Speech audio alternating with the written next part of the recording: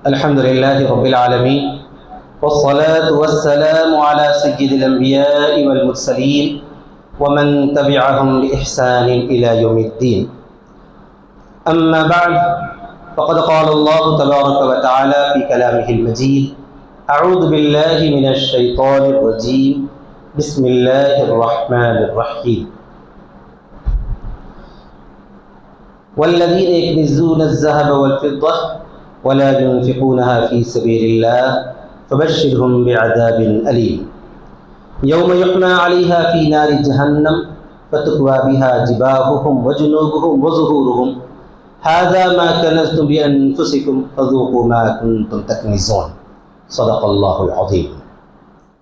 اولا ندعو الله تعالی ان يشرح لي صدري ويسر لي امري واحلل عقدة من لساني يفقهوا قولي. بزرگان محترم، عزیز دوستوں اور ساتھیوں، پیارے بچوں، اللہ تعالیٰ کا ہم پر بے حد کرم ہے کہ پروردگار نے ماہ مبارک ہمیں نصیب فرمایا اور اس کا پہلا عشرہ جسے رحمت کا عشرہ کہا گیا ہے وہ اب ختم ہوا چاہتا ہے۔ اس ماہ مبارک کی جو ذمہ داریاں ہم پر لازم ہیں وہ تو سبھی مسلمان جانتے ہیں کہ روزے ہیں اور ساتھ میں اللہ تعالیٰ کے قریب ہونے کے لیے تراویح ہے۔ اسی کے ساتھ ساتھ روزے کا احترام اور رمضان المبارک کی اہمیت کے پیش نظر ہر قسم کے گناہ سے بچنا یہ ہم سب کا فریضہ ہے، ذمہ داری ہے۔ یہ ماہ چونکہ غمخواری کا مہینہ ہے، اس میں روزے دار دوسرے ضرورت مندوں اور پسماندہ یا اسی طرح پر محتاجوں کی خبرگیری کرتا ہے اور ان کے غم میں برابر کا شریک رہتا ہے۔ اللہ کے رسول صلی اللہ علیہ وسلم کی عادت شریفہ بھی یہی تھی کہ رمضان میں نبی صلی اللہ علیہ وسلم کی سخاوت میں مزید اضافہ ہو جاتا تھا۔ ویسے آپ صلی اللہ علیہ وسلم ہمیشہ ہی بہت ہی زیادہ فیاض اور سخی تھے، لیکن جس طرح دیگر نیک کاموں میں بہت زیادہ اضافہ آپ صلی اللہ علیہ وسلم رمضان میں فرمایا کرتے تھے، اسی طرح سخاوت اور فیاضی میں بھی بہت ہی زیادہ اضافہ رمضان میں آپ صلی اللہ علیہ وسلم سے دیکھنے میں آتا تھا۔ اسی کی سنت کے پیش نظر اور نبی صلی اللہ علیہ وسلم کی اسی عادت مبارکہ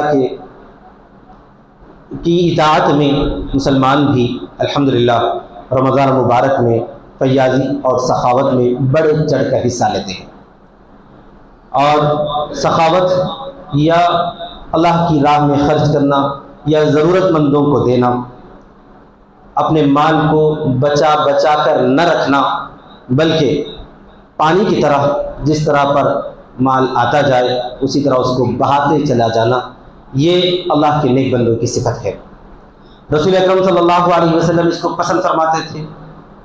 اور قرآن مجید میں اللہ تبارک و تعالیٰ نے ایسے سخی لوگوں کی خوب تعریف بھی فرمائی ہے، اخروی اجر کا وعدہ بھی فرمایا ہے اور دنیا میں برکت کا بھی وعدہ فرمایا ہے۔ قرآن مجید میں سورہ بقرہ میں باری تعالیٰ نے فیاض اور سخی لوگوں کی مثال دیتے ہوئے ارشاد فرمایا ہے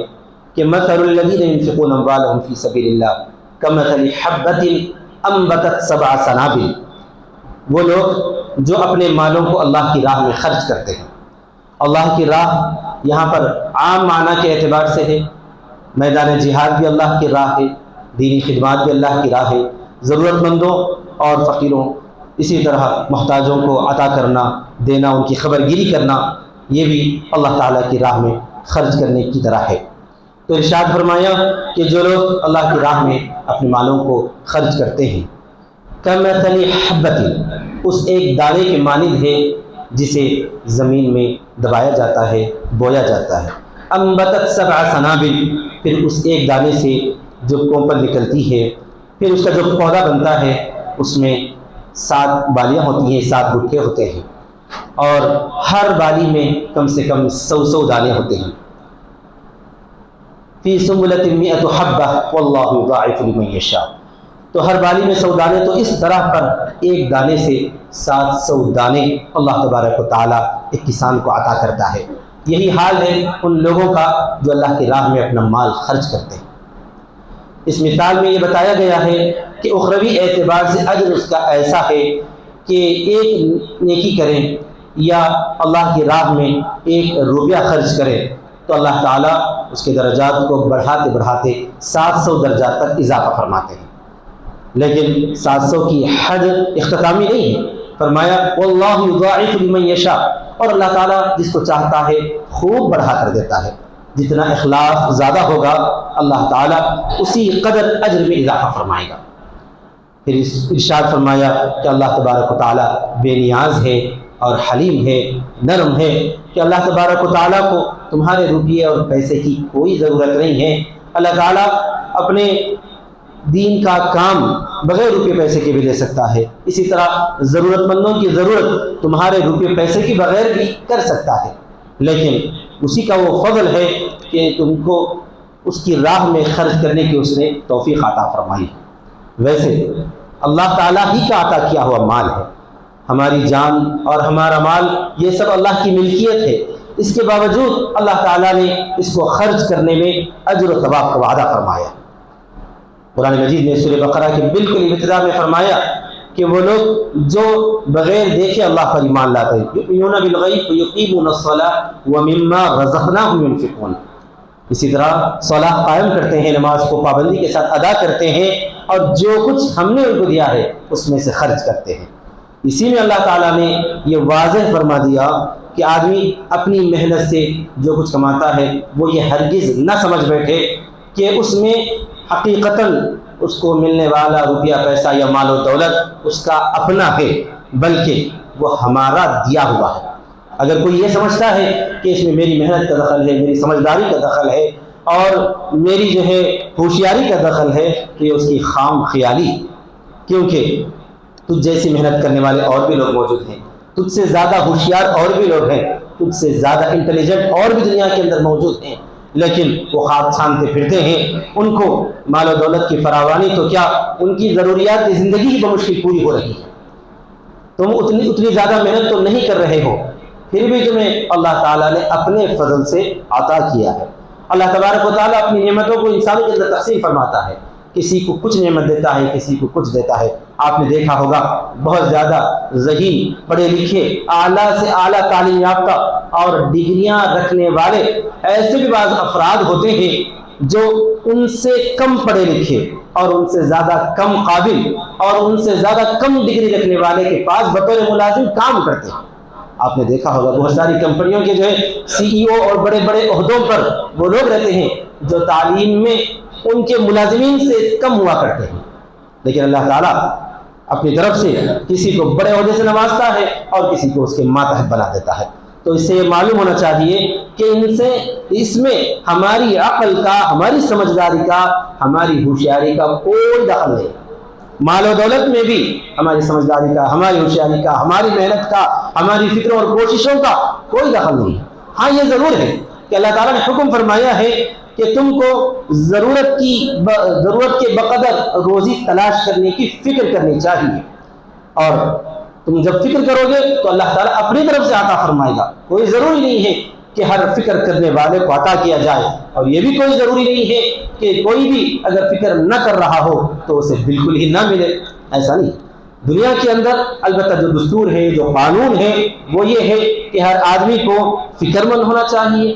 ضرورت کے لیے تگ و دو اور محنت کرنا چاہیے۔ جب وہ محنت کرتا ہے تو اللہ تعالیٰ اپنی فضل سے عطا فرماتا ہے۔ تو بہرحال اللہ تعالیٰ نے اسی وجہ سے سورہ بقرہ کے بالکل ابتدا میں فرمایا ہم نے ان کو دیا ہے، اس میں سے وہ لوگ خرچ کرتے ہیں۔ تو اسی طرح خرچ کرنے والوں کے لیے اللہ تبارک و تعالیٰ نے انعام کا بھی ذکر فرمایا ہے اور برکت کا بھی وعدہ فرمایا ہے۔ انعام کا ذکر خاص طور پر اخروی نعمت کے اعتبار سے ہے کہ اس کا اجر و ثواب اللہ کے ہاں بہت زیادہ ہے، اور دنیوی اعتبار سے اللہ تعالیٰ اس میں برکت بھی رکھتا ہے۔ برکت کا یہ مفہوم بالکل نہیں ہے کہ رکھے ہوئے مال میں اضافہ ہو جاتا ہے، بلکہ برکت کا مفہوم یہ ہے کہ اس تھوڑے سے مال میں اللہ تعالیٰ بڑے بڑے کام بنا دیتے ہیں، اور اللہ تعالیٰ اس مال کی ایسی حفاظت فرماتے ہیں کہ مصیبتوں سے، آفتوں سے، بلاؤں سے، آسمانی سلطانی کسی بھی طرح کی وبا سے اللہ تعالیٰ اس کی حفاظت فرماتے ہیں۔ یہ در حقیقت برکت ہے۔ قرآن مجید میں سورہ آل عمران میں سورہ بقرہ ہی میں پروردگار نے ارشاد فرمایا ہے یمحق اللہ الربا ویربی الصدقات، اللہ تعالیٰ ربا کو یعنی سود کو گھٹا دیتا ہے اور صدقات کو بڑھاتا ہے، اس میں برکت عطا فرماتا ہے۔ سود کے اندر یہ ہوتا ہے کہ آدمی یہ سمجھتا ہے کہ میں نے اتنا روپیہ خرچ کر دیا اور وہ میرا روپیہ تو بالکل محفوظ ہے، سیف ہے، اور اس میں اضافہ مجھے ملتا جائے گا اور اضافہ ہوتا چلا جائے گا، یہ ایک آدمی کی سوچ ہے۔ لیکن رب ذوالجلال فرماتا ہے کہ یمحق اللہ الربا، کہ اللہ تعالیٰ سود کو گھٹا دیتا ہے، اس میں اضافہ بالکل نہیں ہوتا۔ اگر کوئی سمجھتا ہے تو وہ غلط سمجھ رہا ہے، دنیوی اعتبار سے اس کی یہ حقیر سی سوچ ہے۔ اللہ تعالیٰ اس کو گھٹا دیتا ہے۔ یہ بھی ہو سکتا ہے کہ کوئی آسمانی مصیبت آ جائے اور اس کا پورا روپیہ ضائع ہو جائے، برباد ہو جائے، یا یہ بھی ہو سکتا ہے کہ سود سے رقم حاصل کرنے والے نے اس کو رفع چکر کر دیا اور اس کو ہمیشہ کے لیے اڑا دیا اور غائب ہو گیا۔ یہ بھی ہو سکتا ہے کہ جس نے حاصل کیا تھا روپیہ اس کی ہی موت ہو گئی، اب کس سے جو ہے اس پیسے کے بارے میں کہ جا کر پوچھے گا۔ ایسی کوئی بھی مصیبت ہو سکتی ہے جس کی وجہ سے پورا روپیہ اس کا ڈوب جا سکتا ہے، یا یہ ہو سکتا ہے کہ اس کو اضافہ تو نظر آئے گا لیکن اس میں جو اضافہ ہو رہا ہے اس سے زیادہ ایسے اخراجات اس کے اوپر مسلط کر دیے جاتے ہیں کہ جتنا اس کو اضافہ ہوتا ہوا محسوس ہوا وہ پورا ضائع ہو جاتا ہے، برباد ہو جاتا ہے۔ یا کوئی ایسی مصیبت آ جاتی ہے، کوئی ایسی بیماری اس کو لگ جاتی ہے کہ جس کے علاج میں پورے کا پورا روپیہ ضائع ہو جاتا ہے، برباد ہو جاتا ہے۔ تو اللہ نے فرما دیا ہے تو یقیناً یہ ہو کر رہے گا۔ تو اللہ تعالیٰ فرماتا ہے یمحق اللہ الربا ویربی الصدقات، اور صدقات کو اللہ تعالیٰ بڑھاتے ہیں، اس میں اضافہ فرماتے ہیں۔ کس طرح اضافہ فرماتے ہیں؟ اضافہ اس طرح ہوتا ہے کہ اس مال کے اندر اللہ تبارک و تعالیٰ ایسی برکت عطا فرماتا ہے کہ ہر قسم کی مصیبتوں سے، آفتوں سے، بلاؤں سے اور حادثات سے وہ روپیہ، پیسہ اور اس روپیے والا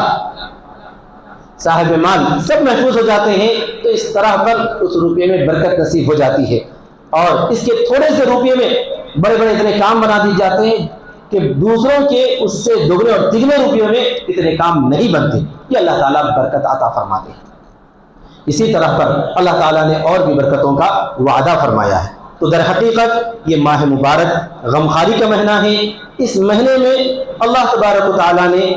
ایک مسلمان کے لیے دوسرے مسلمانوں کے تعلق سے دل میں نرم رویہ اور ہمدردی رکھنے کے ساتھ ساتھ ان کی خبرگیری کرنے، ان کی ضرورتوں کے خیال کا بھی حکم فرمایا ہے۔ چنانچہ الحمدللہ مسلمان یہ کام کرتے ہی ہیں۔ ساتھ ہی ساتھ ایک اہم عنوان، رمضان المبارک سے اس کا راست تعلق تو نہیں ہے، لیکن ماہ رمضان میں اس سلسلے کے کثرت سے سوالات آتے ہیں اور لوگ ماہ رمضان میں اس کے بارے میں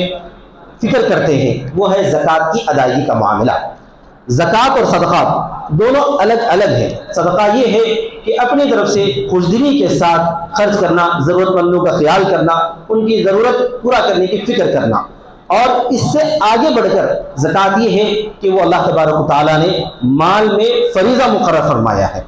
ابھی میں نے عرض کیا کہ زکوٰۃ کا تعلق در حقیقت رمضان سے راست طور پر نہیں ہے، کیونکہ زکوٰۃ رمضان میں فرض نہیں ہوتی۔ رمضان میں تو روزے فرض کیے گئے ہیں، زکوٰۃ تو ایسے مسلمانوں پر فرض ہے جن کو اللہ تعالیٰ نے صاحب یسر بنایا ہے، مالدار بنایا ہے، ان کے مال میں اللہ تعالیٰ نے ضرورت مندوں کا حق مقرر فرما دیا۔ تو اس طرح پر زکوٰۃ ہر ایسے مسلمان مالدار پر فرض ہوتی ہے جو صاحب نصاب ہیں، جن کے پاس ضرورت سے زائد مال ہے، جس کو ثمن کہتے ہیں، روپیہ پیسہ یا سونا چاندی، یا اسی طرح پر مال تجارت موجود ہو، تو ہر ایسے مسلمان آدمی پر اللہ تبارک و تعالیٰ نے سال میں ایک مرتبہ اور ایسے مال پر جو محفوظ ہو، ضرورت سے زائد ہو، جو ان کے اخراجات سے زائد ہو، ایسے مال پر زکوٰۃ کو فرض فرمایا ہے۔ اور وہ زکوٰۃ بھی جو ہے تعداد میں بہت بڑی ہی بھی نہیں ہے، بالکل چھوٹی ہے، وہ اتنا ہے کہ 2.5% ہے۔ اگر کوئی آدمی کروڑوں کا مالک ہے اور اس کو صرف 2.5% بطور زکوٰۃ کے نکالنے کا حکم دیا جائے تو وہ اس کے لیے کوئی زیادہ مشکل بات ہے نہیں اور ہونی ہی نہیں چاہیے، کیونکہ ہم جو ہے دنیوی اعتبار سے دیکھا جائے تو روپیے پیسے کو اپنی خواہشات میں اور دوسری جو ہے بلا وجہ کی چیزوں کے اندر اتنا ضائع کرتے ہیں کہ کبھی ہمارے ذہن میں اس کا خیال تک نہیں آیا تھا۔ لوگوں کو جو ہے رہنے سہنے کے لیے عالیشان مکانات بنانے کی عادت ہے، سواری کے لیے بہترین قسم کی سواریاں بار بار بدلتے رہنے کی عادت ہے، کپڑوں میں بھی جو ہے لاکھوں روپیہ خرچ کرنے کی عادت ہے، اور تو اور دیگر ایسے کاموں کے لیے، گھومنے پھرنے کے لیے، اسفار کے لیے، اور ضرورت جس کی نہیں ہے دوستوں کے ساتھ گپ شپ مارنے کے لیے، پارٹیاں کرنے کے لیے خوب روپیہ پیسہ جب ایک انسان خرچ کرتا ہے تو اللہ تبارک و تعالیٰ کا حکم آتا ہے کہ جو مال ہم نے دیا ہوا ہے اسی مال میں سے بالکل ایک مختصر سے تعداد وہ اس سال میں صرف ایک بار خرچ کرنا ہے، تو اس میں ہمارے لیے کوئی دقت ہونی ہی نہیں چاہیے، اور وہ بھی کس کو دیا جائے۔ زکوٰۃ بھی جو ہے خاص طور پر ان لوگوں کو دینے کا حکم دیا گیا ہے جو ان کے سب سے زیادہ قریب ترین رشتہ دار ہیں۔ شرط یہ ہے کہ وہ محتاج ہوں، ضرورت مند ہوں، کیونکہ تحفہ تحائف مالداروں کو دیے جا سکتے ہیں، اور جو ہے اپنے ایسے دوستوں کو دیے جا سکتے ہیں جو غنی ہیں، یسر والے ہیں، لیکن زکوٰۃ صدقات وغیرہ ضرورت مندوں ہی کا حق ہے۔ تو اپنے رشتہ داروں کے اندر جو ضرورت مند ہیں ان کو ڈھونڈ ڈھونڈ کر، ان کو تلاش کر کر کے دینا چاہیے۔ زکوٰۃ کی جہاں تک بات نکلتی ہے تو زکوٰۃ کے فریضے کو بس اتنا ذکر کیا جا سکتا ہے کہ ہر اس آدمی پر زکوٰۃ فرض ہے جو صاحب نصاب ہے۔ صاحب نصاب قرآن مجید اور احادیث نبویہ کے مطابق ہر مالدار آدمی نہیں ہے، بلکہ ایک ایسا مالدار آدمی ہے جس کو جو ہے ایک مقررہ مقدار تک اس کے پاس روپیہ پیسہ محفوظ ہو، تب جا کر وہ صاحب نصاب بنتا ہے، اور اس کی تعداد ہے سونے کے اعتبار سے عربی کا جو قدیم جو ہے وزن تھا اس وزن میں 20 مثقال سونا تھا، موجودہ جو وزن ہے اس وزن کے اعتبار سے جو ہے 7.5 تولے سونا، یا گرام میں دیکھا جائے تو قریب قریب 80 گرام سونا جس آدمی کے پاس موجود ہو اس آدمی کو جو ہے صاحب نصاب کہا گیا ہے۔ ہماری ماں بہنوں اور خواتین کے پاس جو زیورات وغیرہ ہوتے ہیں ان میں بھی زکوٰۃ فرض ہے۔ میں یہاں پر ایک چیز یاد کر دینا ضروری سمجھتا ہوں، کیونکہ بہت سارے ایسے سوالات آئے ہیں کہ سونے چاندی کی جو زیورات ہیں ان میں زکوٰۃ فرض ہے یا نہیں۔ پہلی بات تو یہ کہ اس بارے میں علماء کرام کا قدیم زمانے سے اختلاف رہا ہے۔ بعض علماء اس کو مال استعمال کا سامان مانتے ہیں اور اس کو جو ہے ثمن نہیں مانتے، تو وہ لوگ کہتے ہیں کہ اس میں سونے چاندی کے زیورات میں زکوٰۃ نہیں ہے، کیونکہ وہ استعمالی شے ہے، خواتین اس کو خاص طور پر استعمال کرتی ہیں۔ یہ بعض علماء کا قول ہے، لیکن اکثر علماء اور علماء احناف کا یہ فیصلہ ہے کہ چاہے وہ استعمال کریں یا نہ کریں، لیکن چونکہ وہ حقیقی ثمن ہے، ثمن کا مطلب یہ ہے کہ وہ اصل روپیہ پیسہ ہے، سونے ہی کی اہمیت ہے پوری دنیا میں، گولڈ کو چاہے وہ کسی بھی شکل میں ہو اسے ثمن اور نرخ کا درجہ دیا گیا ہے، لہذا چاہے اسے استعمال کیا جائے، چاہے اسے محفوظ رکھا جائے، چاہے اس کی تجارت کی جائے، چاہے اسے زیورات بنا کر گلے میں ڈال دیا جائے، کسی بھی حال میں سونے اور چاندی کے زیورات پر زکوٰۃ فرض ہے، اور یہی احتیاط کا تقاضا ہے۔ لہذا سونے چاندی کے زیورات پر زکوٰۃ نہیں ہے سمجھنا، یہ جو ہے بعض علماء کا اور بعض فقہاء کا قول تو ہے، لیکن یہ زیادہ راجح نہیں ہے، ورنہ تو جو ہے اس کا یہ نقصان ہوگا کہ جو اصل ثمن ہے، جو گولڈ ہے، جو سونا ہے، اس کی زکوٰۃ اگر ختم کر دی جائے تو بہت ہی زیادہ جو ہے مشکلات پیدا ہوتی ہے، بہت زیادہ ضرورت مند اور غریبوں کا ایک بڑا شدید نقصان ہوتا ہے، کیونکہ جو زکوٰۃ کا جو کانسیپٹ ہے، جو بنیاد ہے، وہ یہ ہے کہ ہر ایسے مال پر جو کہ بڑھوتری والا ہو، مال نامی ہو، اصل نرخ ہو، اس پر زکوٰۃ فرض ہوتی ہے۔ تو سونے کی یہی اہمیت ہے، چاہے اس کو جو ہے استعمال کیا جا رہا ہے، لیکن وہ ہے تو نرخ، کسی بھی آدھی رات کو بھی اگر اس کی قیمت لگائی جائے تو یقیناً اس کی قیمت لگ جاتی ہے، لہذا اس پر زکوٰۃ فرض ہے۔ اسی طرح پر خاص طور پر یہ بات بھی اس موقع پر عرض کرنا ضروری ہے کہ مال تجارت میں بھی زکوٰۃ فرض ہے۔ مال تجارت کا مطلب یہ ہے کہ کسی کی کوئی دکان ہو اور وہ دکان میں جتنا ان کا مال موجود ہے اس پورے مال پر زکوٰۃ فرض ہے۔ ایسا نہیں کہ ہم نے اس میں جو روپیہ فی الحال صرف کیا تھا وہ روپیہ چھوڑ کر بقیہ جو زائد آ رہا ہے اس پر زکوٰۃ فرض ہے، ایسی بات نہیں ہے، بلکہ اصل پر بھی، نفع پر بھی، مکمل جو بھی اس وقت تجارت میں موجود سامان لگا ہوا ہے اس پورے سامان پر زکوٰۃ فرض ہے، کیونکہ مال تجارت بھی بڑھوتری والا مال ہے، کیونکہ وہ مال تجارت جو ہے روٹیشن اس کا ہوتا رہے گا اور اس میں اضافہ ہوتا رہے گا۔ اس واسطے جو بھی صاحب تجارت لوگ ہیں وہ یہ مسئلہ اچھی طریقے سے سمجھ لیں کہ ان کے پاس جو بھی موجودہ اسٹاک ہے اس پورے اسٹاک پر زکوٰۃ فرض ہے، اس کا مکمل حساب کر کے اس کی جو قیمت فروخت آئے گی اس قیمت پر زکوٰۃ فرض ہوگی۔ جو لوگ کپڑے کی تجارت کرتے ہیں اور کپڑوں کے جو تھان وغیرہ ہیں یا اسی طرح ریڈی میڈ کپڑے ہیں، اس پورا حساب کر کے ان کو جو ہے اس میں سے سال میں ایک بار 2.5% زکوٰۃ ادا کرنا ضروری ہے۔ اسی طرح پر تجارتوں کے اندر آج کل بہت بڑی جو تجارت چل رہی ہے وہ ریئل اسٹیٹ کی تجارت ہے، زمینات کی تجارت ہے۔ تو جو لوگ زمینات کے تاجر ہیں یا بلڈنگ کنسٹرکشن وغیرہ کے جو ہے تجارت سے وابستہ ہیں وہ یہ مسئلے کو اچھی طریقے سے سمجھ لیں کہ ان پر بھی پورا جو سرمایہ لگا ہوا ہے اس پورے سرمایہ کی فی الوقت جو قیمت فروخت ہے اس پر زکوٰۃ فرض ہے۔ مثال کے طور پر اگر جو ہے کسی نے چند ماہ پہلے زمین خریدی اور اس وقت جو قیمت تھی اس قیمت میں اب اضافہ ہو چکا ہے، تو موجودہ جو قیمت ہے سال گزرنے کے بعد جو اس کی موجودہ قیمت ہے اس پوری قیمت پر زکوٰۃ فرض ہے۔ مثال کے طور پر کسی نے جو 40 لاکھ میں زمین خریدی، اب جو ہے فروخت کا جو ویلو اس کا بن رہا ہے 50 بن رہا ہے، 60 بن رہا ہے، 80 بن رہا ہے، تو پورے 80 لاکھ کی مالیت پر اس کو زکوٰۃ فرض ہے، چاہے وہ زمین بک جائے چاہے وہ اسی حالت میں موجود رہے۔ جب خرید کے وقت میں تجارت کی نیت تھی کہ اس کو فروخت کیا جائے گا اور اس میں آمدنی بڑھائی جائے گی، اس نیت سے جس نے بھی خریدا تو اس پوری قیمت فروخت پر زکوٰۃ فرض ہے۔ اسی طرح جو لوگ کنسٹرکشن کرتے ہیں اسی کاروبار سے وابستہ ہیں، بلڈرز وغیرہ ہیں، وہ یہ مسئلے کو اچھی طریقے سے سمجھ لیں کہ جس زمین کو انہوں نے حاصل کیا اب اس پر جو ایک ڈھانچہ کھڑا کر دیا گیا اور اس کے بعد مکمل 1 سال گزرنے کے بعد اب اس ڈھانچے کو اسی حالت میں اگر فروخت کیا جائے تو اس کی جو قیمت آئے گی اس پوری قیمت پر زکوٰۃ فرض ہے۔ چاہے اس ڈھانچے کے اندر جو ہے کنسٹرکشن کا جو بھی سامان ہے، مٹیریل وغیرہ جو کچھ رکھا ہوا ہے، اس پورے مٹیریل کے ساتھ اس ڈھانچے کو اگر فروخت کیا جائے تو اس کی کیا لاگت آئے گی، کیا قیمت آئے گی، اس پوری قیمت پر زکوٰۃ فرض ہوگی۔ اسی طرح پر اگر فلیٹ تیار کیا گیا، اب ان فلیٹس کو بیچنے کا مقصد ہے، ارادہ ہے، تو پورا جو موجودہ ویلو ہے اس پوری بلڈنگ کا اس پر اس کو زکوٰۃ فرض ہوگی۔ تو تاجر خاص طور پر کنسٹرکشن کی تجارت والے حضرات اس بات کو اچھی طریقے سے نوٹ کر لیں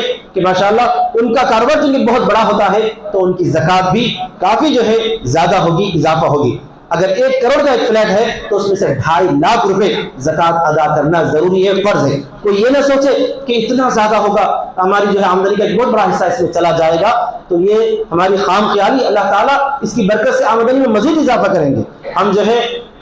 ٹیکس وغیرہ کے لیے تو کئی فیصد زیادہ دیتے ہیں، 30 40 بس اوقات تو ٹیکس بڑھتے 50% سے بھی زیادہ ہو جاتا ہے۔ اتنا زیادہ ٹیکس دینے والے صرف 2.5% کے لیے اگر اتنا سوچنا شروع کرے تو یہ جو ہے بہت زیادہ ہمارے لیے جو ہے افسوس اور دقت کی بات ہوگی کہ اتنا زیادہ ٹیکس ادا کرنے کے لیے تو ہم آمادہ ہیں، تیار ہیں، کیونکہ جو ہے وہاں پر حکومت کا، ای ڈی کا اور جو ہے اسی طرح انکم ٹیکس والوں کا جو ہے ڈنڈا نظر آتا ہے، تو ادا کرنا ہمارے لیے آسان ہے۔ جبکہ زکوٰۃ میں اللہ تبارک و تعالیٰ کا حکم ہے اور سال میں صرف 1 بار ہے، جتنے مرتبہ آپ کاروبار کریں گے ہر مرتبہ کی فروخت سے جو ہے زکوٰۃ ادا کرنا نہیں ہے، سال میں 1 مرتبہ دے دیا گیا، پھر درمیان سال میں جو آپ کتنی بھی جو ہے بلڈنگ بنائیے، کتنے بھی جو ہے فلیٹس فروخت کیجیے، اس میں پھر زکوٰۃ نہیں ہوگی۔ جو کچھ جو ہے موجود ڈھانچہ ہوگا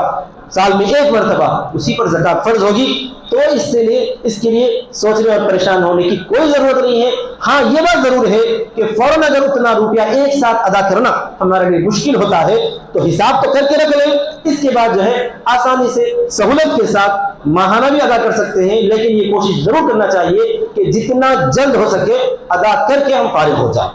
ایک بات ضروری طور پر یہ بھی میں عرض کرنا ضروری سمجھتا ہوں کہ بعض لوگ یہ سوال کرتے ہیں کہ ہم انکم ٹیکس بھی دیتے ہیں تو کیا زکوٰۃ بھی الگ سے دینا ہوگا؟ تو ہاں ضرور، انکم ٹیکس تو یہ حکومت کی طرف سے ایک زبردستی لاگو کیا گیا ہے، ایک ہم تو سمجھتے ہیں کہ ایک ظالمانہ قانون ہے کہ آمدنی ہماری ہے، محنت ہماری ہے اور ہم جو ہے خریداری وغیرہ میں تو ٹیکس دیتے ہی ہیں، پھر آمدنی میں بھی حکومت جو اپنی طرف سے ٹیکس کا ایک حصہ لاگو کرتی ہے، تو یہ بہت زیادہ ہے۔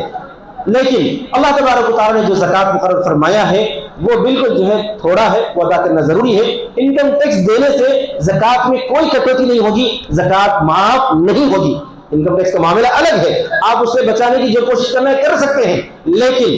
زکوٰۃ ادا کرنے میں کسی طرح کی کٹوتی یا اس میں بچاؤ کی قطعاً فکر نہ کریں۔ یہ 2-3 ضروری مسائل جو ہے مجھے اس موقع پر یاد آ گئے جو میں نے آپ کی خدمت میں ذکر کی ہے۔ تو بہرحال خلاصہ یہ ہے کہ اس ماہ مبارک میں زکوٰۃ ہی ادا کریں، اسی مہینے میں ادا کریں، ایسا کوئی ضروری نہیں ہے، کبھی بھی ادا کر سکتے ہیں۔ لیکن عام مسلمان چونکہ ایک ماحول بنا رہتا ہے، ضرورت مند بھی ہمارے سامنے آتے ہیں اور جو بھی ہمارے قریبی رشتہ دار محتاج وغیرہ ہیں ان کو بھی جو ہے کچھ توقعات وغیرہ رہتی ہیں کہ اس مہینے میں ہمارا کچھ خیال کیا جائے گا، اس بنیاد پر مسلمان اس ماہ مبارک میں زکوٰۃ ادا کرنے کی فکر کرتے ہیں، اسی لیے زکوٰۃ سے متعلق کچھ باتیں آپ کی خدمت میں پیش کی گئی ہیں۔ بہرحال زکوٰۃ ہی ہو، اسی طرح پر جو ہے صدقات وغیرہ ہو، یہ اللہ تبارک و تعالیٰ کے قریب ہونے کا ایک اہم ذریعہ ہے۔ تو ہمیں چاہیے کہ ہم خوش دلی سے زکوٰۃ ادا کریں، خوش دلی سے صدقات ادا کریں۔ اسی طرح ضرورت مندوں کا خیال کرنے کے لیے جو کچھ ہم خرچ کریں اس میں ہم اپنی طرف سے کوئی احسان نہ جتائیں،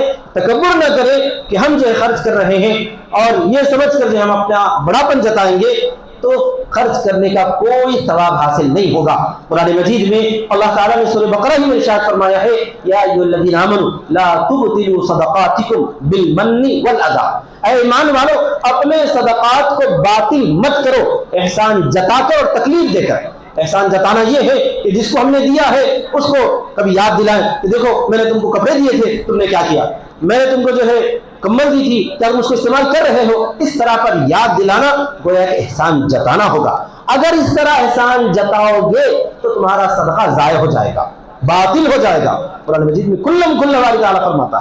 تو تمہارے صدقات کو احسان جتا کر باطل مت کرو۔ اسی طرح پر تکلیف دے کر، تکلیف دینے کا مطلب یہ ہے کہ ایک مرتبہ کسی پر ہم نے احسان کر دیا اور صدقہ کر کے بعد میں ان پر ایسی ذمہ داریوں کا بوجھ ڈال رہے ہیں کہ وہ ذمہ داریوں سے بیچارہ پریشان ہے، اپنی تکلیف میں مبتلا ہو رہا ہے۔ تم ایسی تکلیف دو گے یا احسان جتاؤ گے، دونوں میں سے کوئی بھی حرکت کرو گے تو تمہارے صدقات کا ثواب ملیامین ہو جائے گا، کوئی ثواب عطا نہیں ہوگا۔ غور کیجیے اتنا زیادہ ہم نے خرچ کیا، دوسرے کی مدد بھی کی، ان کی ضرورت بھی پوری کرنے کی فکر کی، اس کے باوجود ہم نے دو چار جملے کچھ کہے یا ایسی باتیں کر دی کہ ہمارے صدقات کا ثواب ملیامین ہو گیا، ضائع ہو گیا۔ تو اسی وجہ سے کبھی بھی ہم صدقات کر کے یا اسی طرح پر جو ہے کسی کو کچھ ہمدردی کر کے اس سے توقع نہیں رکھنا چاہیے کہ جو ہے ہم نے ان کو دیا ہے تو وہ ہمارا جو ہے احسان بجا لائے، احسان مند ہو، یا اسی طرح شکریہ کے الفاظ کی بھی توقع نہیں رکھنا چاہیے۔ علماء نے لکھا ہے کہ کوئی آدمی اگر زکوٰۃ ادا کرے تو یہ امید بھی نہ رکھے کہ وہ جو ہے ہم کو جزاک اللہ بولے گا یا شکریہ بولے گا، کیونکہ زکوٰۃ تو فریضہ ہے، فریضہ ادا کرنے کے بعد اس کے جو ہے معاوضے کا یا اس کے جو ہے بدلے کا کی امید رکھنا یا توقع رکھنا فضول ہے۔ ہاں اگر وہ آدمی اچھا ہوگا، بااخلاق ہوگا تو ضرور وہ دعائیں دے گا، ضرور جزاک اللہ کہے گا، شکریہ کے الفاظ بھی کہے گا، لیکن ہمیں اس کی امید نہ رکھنی چاہیے۔ یہ خاص طور پر یہاں پر ذکر کیا گیا ہے۔ پھر اس کے بعد ایک اہم مسئلہ یہ آتا ہے کہ ہاں ہم کو صدقات بھی ادا کرنا ہے، اسی طرح زکوٰۃ بھی ادا کرنی ہے، تو آخر دینا کسے ہے،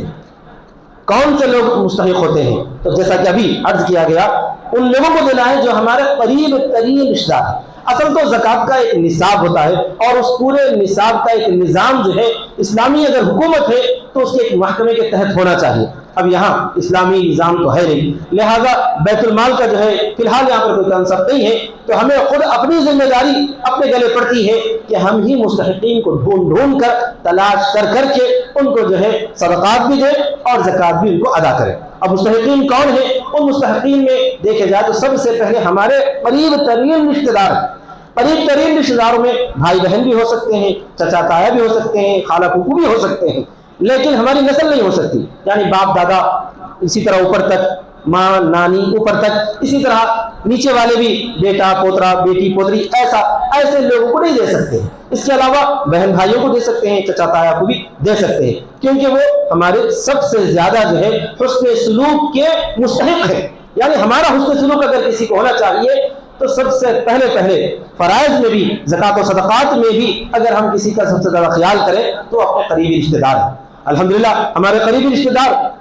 ایسے ضرورت مند نہیں ہیں، وہ لوگ بھی اچھے ہیں، کھاتے پیتے ہیں، اس کے ساتھ ساتھ اپنے پڑوسیوں کا بھی خیال کر سکتے ہیں، اسی طرح پر جو ہے اپنے محلے والوں کا بھی اور ایسے ضرورت مندوں کا بھی جو ہمارے قریب تو نہیں ہیں، نظر نہیں آتے ہیں، لیکن واقعتاً وہ ضرورت مند ہیں، تو ان کو ڈھونڈ کر تلاش کر کے دینا چاہیے۔ قرآن مجید میں اللہ تعالیٰ نے سورہ بقرہ میں ارشاد فرمایا ان زکوٰۃ اور صدقات کے مستحق وہ لوگ بھی ہیں للفقراء الذین احصروا فی سبیل اللہ، وہ فقراء بھی ہیں جو اللہ کی راہ میں محصور ہیں۔ اللہ کی راہ میں محصور ہے کہ مطلب کہ دینی خدمت میں لگے ہوئے ہیں، ویسے لوگ بھی ہیں ان کی اپنی ضروریات پوری نہیں ہو رہی ہے، تو ان کو بھی تلاش کریں، ان کو بھی ڈھونڈیں اور ان کو بھی دیں۔ اور ان فقراء کے اندر ایسے لوگ بھی ہوتے ہیں جو لوگوں سے لپٹ کر نہیں مانگا کرتے، اور لوگ ان کے چہروں کو دیکھ کر سمجھتے ہیں کہ وہ تو ماشاءاللہ اچھے ہیں، مالدار ہیں، لیکن واقعتاً وہ ضرورت مند ہوتے ہیں،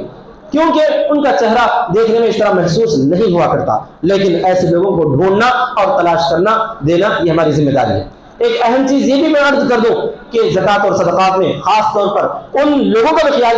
کیا جانا چاہیے جو بلا وجہ کے قید خانوں میں جکڑ دیے گئے ہیں، اور ان پر ظلم ایسا ڈھایا گیا ہے کہ بغیر کسی جو ہے